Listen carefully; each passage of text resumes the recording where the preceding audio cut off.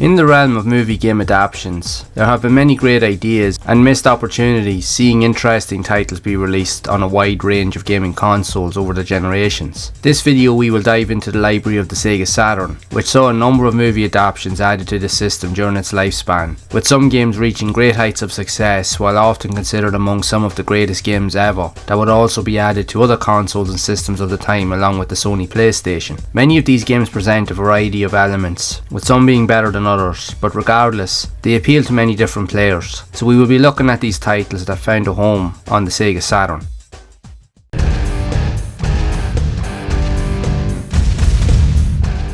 The Crow City of Angels is an action-adventure beat-em-up game that is an adaptation of the movie which was developed by Grey Matter, who was also responsible for another game called Perfect Weapon that released on the PlayStation. The game released on the Sega Saturn, PC and PlayStation in 1997 that used motion capture technology to mimic elements from the film. Like Perfect Weapon, The Crow utilises similar gameplay elements, using pre-rendered environments with fixed camera views and tank controls similar to games like Resident Evil, but tries to add in punch and kick mechanics that may seem good on paper but was poorly executed, deeming it to be too repetitive and unplayable by many. These elements have been heavily influenced by the game's negative reviews at the time, stating that the game did have some plus points with the moody setting, ambience and atmosphere, but was greatly let down by the sluggish controls and lack of variety with the gameplay, with no tasks or objectives other than to beat the hell out of everything that moved. But the poor controls made this a difficult task in itself. It is often considered as one of the worst reviewed movie tie-ins ever in the history of video games, regardless of the platform it was released on.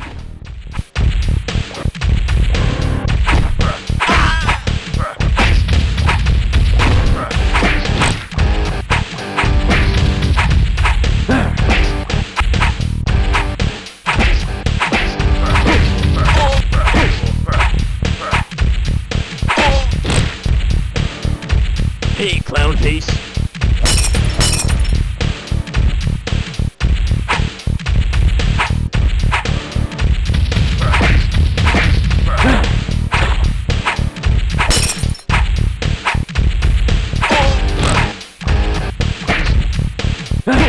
Hey, clown face.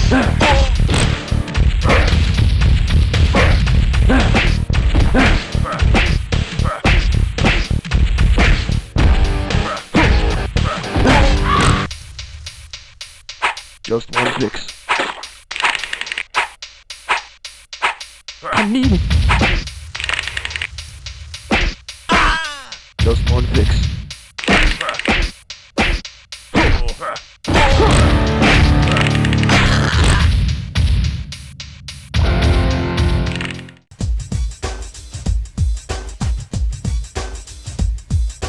Space Jam is a game adaptation of the movie starring Michael Jordan and the Looney Tunes that released on the Sega Saturn, PC and PlayStation in 1996, featuring 3-on-3 matches with a variety of mini-games to progress through the story. The game featured all 2D cartoon visuals and was published by Acclaim, who was also responsible for the iconic NBA Jam series. The game had some interesting ideas but wasn't well received among critics, stating the poor imbalances of the gameplay and mini-games causing various elements to be overly simplistic compared to other games of its type. However, its multiplayer features were seen as the highlight feature of the game.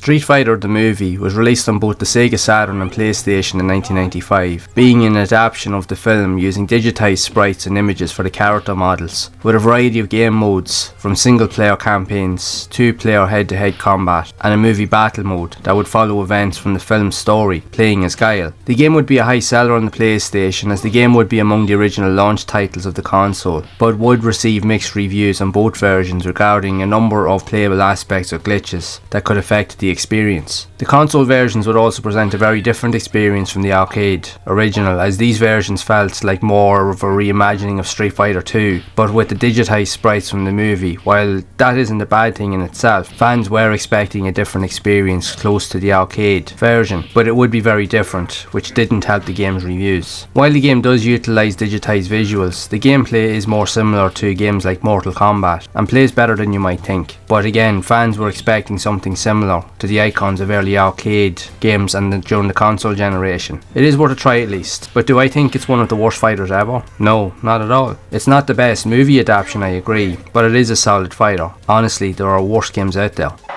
Fight!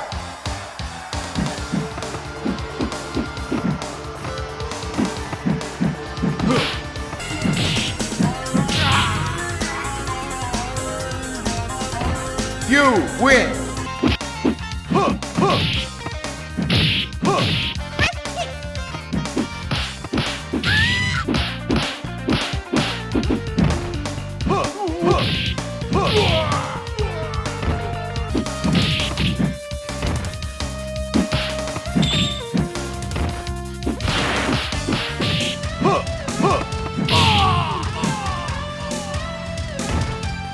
You win!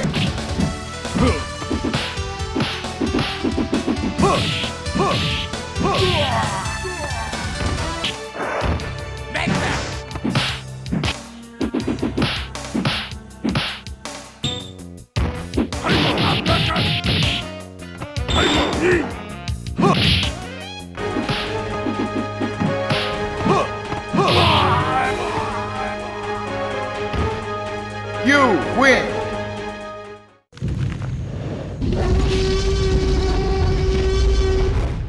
Jurassic Park The Lost World sees you playing through the game as 5 different characters, from one of the film's protagonists to many of the dinosaur creatures with a raptor and a T-Rex, seeing you explore many levels from a 2.5D perspective, with the focus being on platforming and action. The game was released on the Sega Saturn along with the PlayStation to mixed reviews, stating that the gameplay sections to lack in quality regarding the controls, that seemed vague and lacked responsiveness, a characteristic that should have been better emphasised, as games of this type require fast, tight controls for quick responses, which the game sadly failed to deliver, which is a pity, as the game presented a great soundtrack and beautifully crafted detailed environments, which saw the PlayStation edge slightly ahead of the Saturn in this aspect. But in saying that, the Saturn and PlayStation versions play almost the same way in every regard. The PlayStation did receive an additional special edition of the game in 1998, with improved tweaks and additional content to make up for the poor contributions of the original. Sadly, the Sega Saturn never received the special edition, and with the declining sales of the console, developers had already begun moving away from the format, unsure if making additional content for games would be a good idea, as they too looked set to suffer the same fate.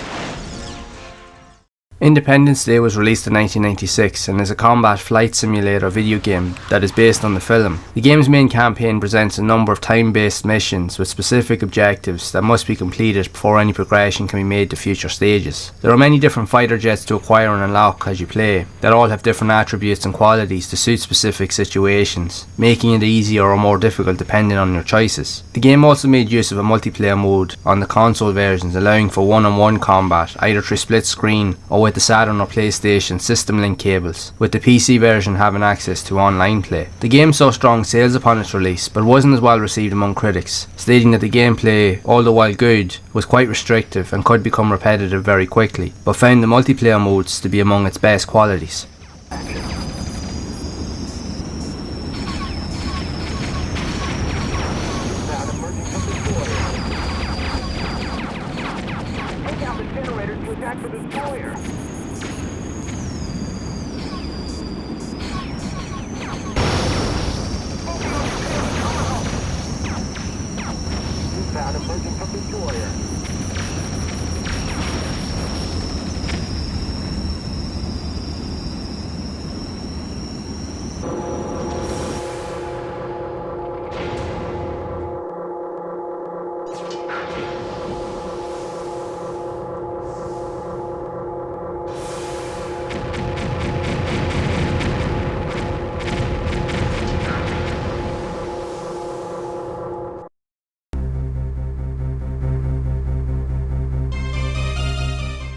Released in 1995 on the Sega Saturn in Japan, Godzilla Archipelago Shock is a battle simulator game, with the player taking on the role of the Japanese military, being tasked to direct tanks and other military equipment on a 3D isometric playing field and attack Godzilla or other monsters, while he's ravaging and rampaging through cities. When attacking Godzilla, you can inflict and take damage from him or other monsters with health points degrading until one of the units or the monster gets defeated. Despite the visuals, the game looks similar to an early 16-bit console strategy game. Every move is turn-based, so you need to make the right choices and utilise the right resources to eliminate monsters and avoid defeat. The game is inspired by the classic Godzilla movies of a bygone era, while bringing the monster character into a new generation.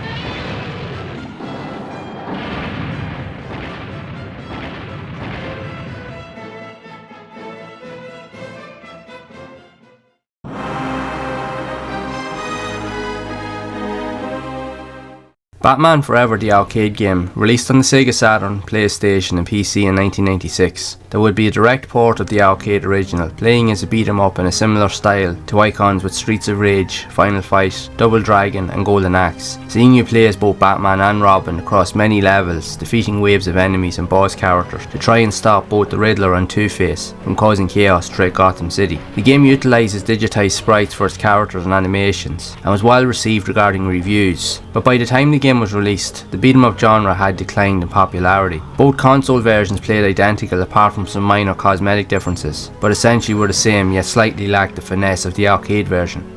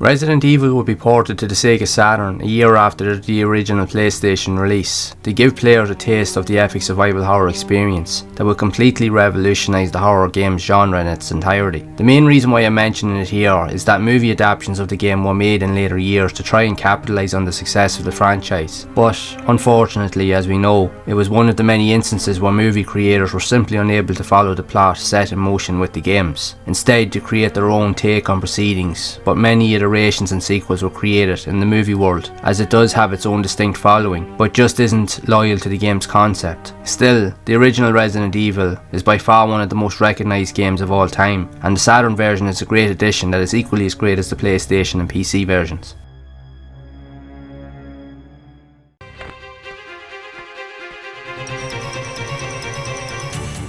Tomb Raider, like Resident Evil, is among the most legendary games of all time, releasing in 1996 on the Sega Saturn, PC and PlayStation. The Sega Saturn edition was the first version to be released, shortly before its console counterparts, that introduced the world to the character of Lara Croft. The game was so successful that it spawned many sequels, editions, reimaginings and recent remasters of all three original games in the series to bring the classic world of Tomb Raider into a new generation. The game would also spawn a number of movie adaptations in recent times that would prove to be popular, yet would be overshadowed by the success of the video game series. Still, regardless of which version of the original Tomb Raider you play, it is a timeless classic that is as fun and challenging to play as ever.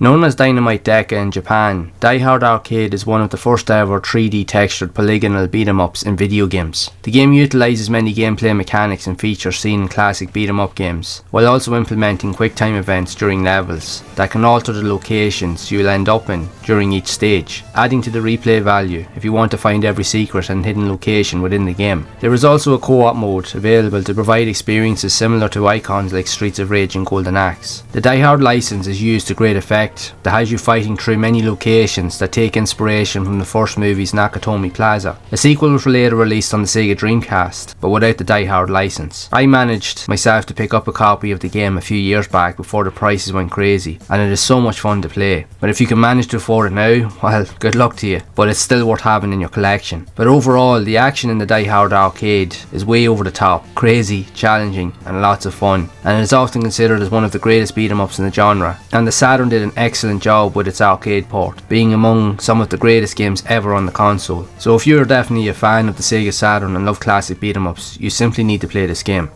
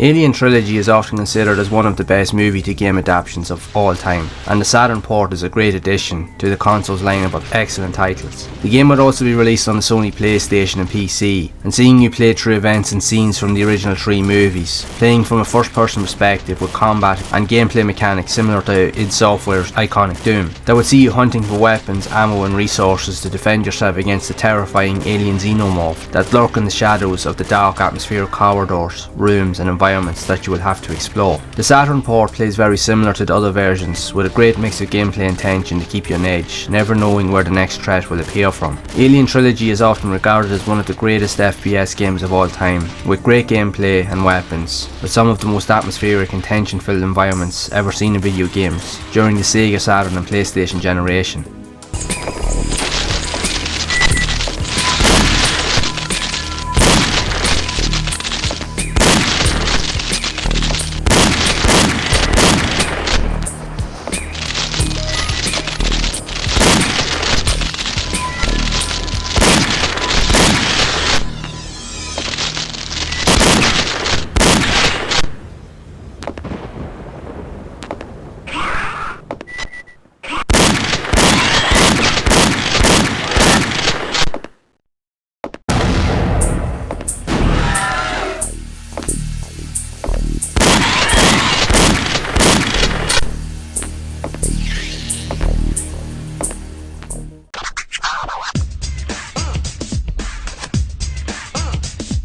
Die Hard Trilogy is one of the greatest examples of a movie tie-in regarding video games ever, as it is also one of the first ever titles to combine 3 entirely different gameplay types all in one package. The game was released on the Sega Saturn, PlayStation and PC, which was a very ambitious title that implemented gameplay mechanics and styles from a third-person shooter, light gun shooter and an open-world driving game to provide different experiences based on all 3 movies from the original Die Hard franchise of the time. The original development of the game had intended to have fully detailed 3D rendered polygonal characters, but had to revert to using digitized 2D sprites to work within the limitations of the consoles and systems of the time. The game did present a very high level of violence for its time, which did cause some controversy in some regions, but was ultimately well received among critics, with magazine reviews stating the wide appeal and variety of the games available that offered an experience for everyone to enjoy. A sequel with Die Hard Trilogy 2 would make its way onto the PlayStation console a few years later that presented its own individual storyline that wasn't tied to the movies, but was still a solid experience, although not as memorable as the original. The sheer variety of the content and value available is quite astounding for its time, presenting many interesting ways to play, and each game is good enough that they could have packaged it as a separate individual title. So this is without a doubt one of the best bang for buck titles that you will ever see. All 3 games present a very solid, challenging and fun experience, with the third game being among the first ever 3D open world driving games ever created at the time, which would also provide inspiration for many future titles that would go on to reach great heights of success. It has its flaws, but Die Hard Trilogy is easily one of the best movie adaptations ever seen in video games, and if you have played it, you'll know how good it is.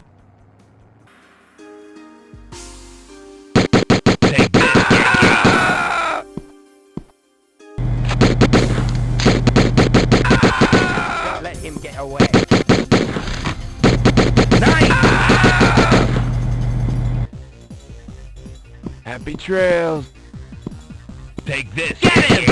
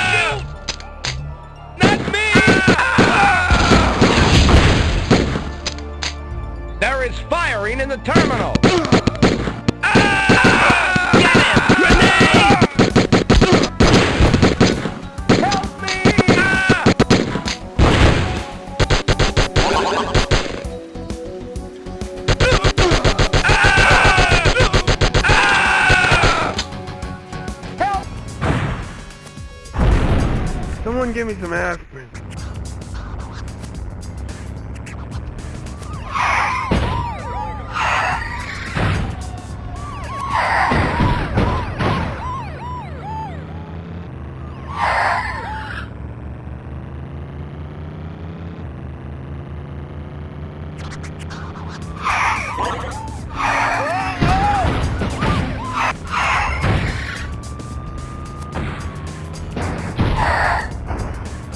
They got a bomb! Yippee-ki-yay! Ah! Ah! Just keep driving! Hold tight, this is gonna get bumpy! Go, go, go!